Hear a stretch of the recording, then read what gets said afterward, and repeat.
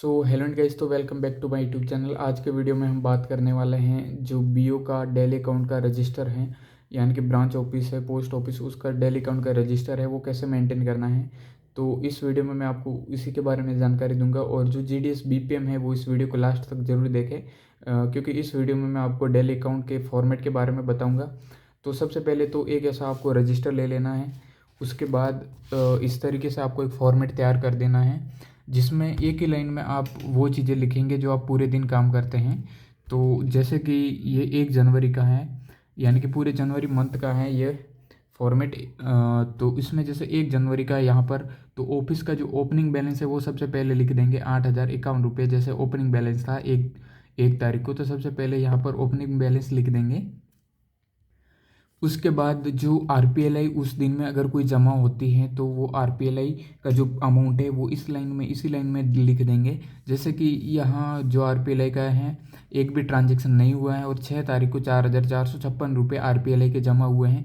तो जो भी आरपीएलआई का अमाउंट है वो इसमें आ जाएगा। उसके बाद इंडिया पोस्ट पेमेंट बैंक का जो डिपॉजिट होता है वो डिपॉजिट अमाउंट यहाँ पर आ जाएगा। उसके बाद जो एसबी यानी कि saving post office saving account का अगर कोई डिपॉजिट होता है तो वो इस कॉलम के अंदर लिख देना है। उसके बाद जो आरडी डिपॉजिट होता है, आरडी खाते का अगर कोई डिपॉजिट होता है तो वो इस कॉलम के अंदर लिखना है। उसके बाद सुकन्या समृद्धि योजना का अगर कोई पैसा जमा होता है तो इस कॉलम में लिख देना है। उसके बाद जो आपके पोस्ट ऑफिस में एबीपीएम है उनके द्वारा अगर कोई सीओडी पार्सल डिलीवर किया जाता है तो उसका जो अमाउंट होता है वो इस कॉलम के अंदर लिखना है। जैसे कि यहाँ पर 655 है, तो ये जो है 5 तारीख को 655 रुपये वाला कोई आर्टिकल या पार्सल जो है डिलीवर किया है एबीपीएम, तो वो अमाउंट इसके अंदर लिखना है। उसके बाद अगर अपनी पोस्ट ऑफिस से अगर कोई भी आर्टिकल या फिर पार्सल वगैरह बुकिंग होते हैं तो वो कितने अमाउंट का होता है तो वो यहाँ पर सब लिखना है। उसके बाद ये सब करने के बाद जो टोटल रिसीव होते हैं अपने पास पैसे तो वो लिख देने हैं यहाँ पर टोटल जोड़ करके। उसके बाद कैश रिमिट यानी कि जो अपना एसओ है वहाँ पर अगर अपन पैसे जमा करवा देते हैं तो वो यहाँ पर लिखना है। वो जो ट्रांजैक्शन होता है वो सारा यहाँ पर आ जाएगा।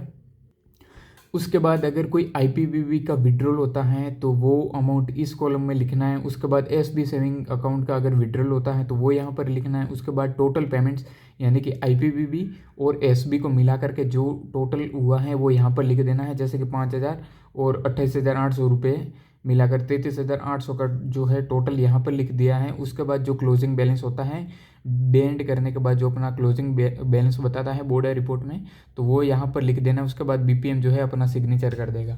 तो कुछ इस तरीके से आपको फॉर्मेट बना लेना है और कुछ इस प्रकार से अपना डेली अकाउंट का रजिस्टर जो है मेंटेन करना है। इसमें आप कुछ कॉलम कम भी कर सकते हैं। जैसे किसी ब्रांच ऑफिस में अगर सीओडी के पार्सल कभी नहीं आते तो इस वाले कॉलम को हटा देना है। ऐसे अपने हिसाब से जो है इसके अंदर से 1-2 कॉलम आप रिमूव भी कर सकते हैं। तो thank you so much for watching.